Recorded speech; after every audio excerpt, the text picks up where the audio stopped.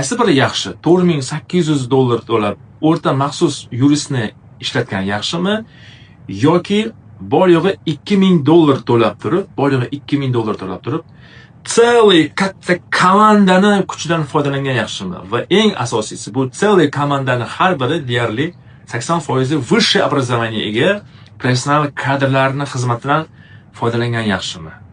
Javobi o'zingizga ayon.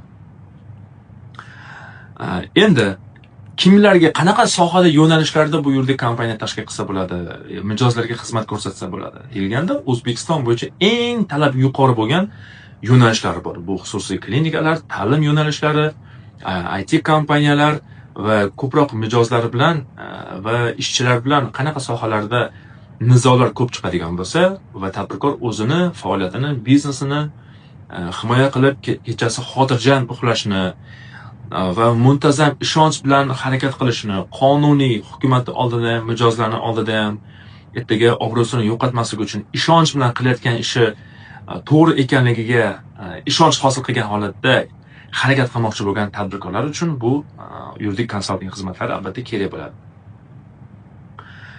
Nima yuridik xizmatlar tadbirkorlarga qanaqa qiymat olib keladi? Biznes egasi kechasi xotirjam uxlaydi, kutilmagan xarajatlar oldini oladi, tekshiruvlar oldini oladi, tekshiruv paytida ham bu tekshiruv akkuratli, tartibli, qonun bo'yicha amalga oshirishini ta'minlab beradi. Va eng asosiysi biznes egasi o'zini va biznesini, nomini, obro'sini, mulkini, boyligini himoya qiladi. Ana shuning uchun yuridik konsalting kompaniyaning xizmati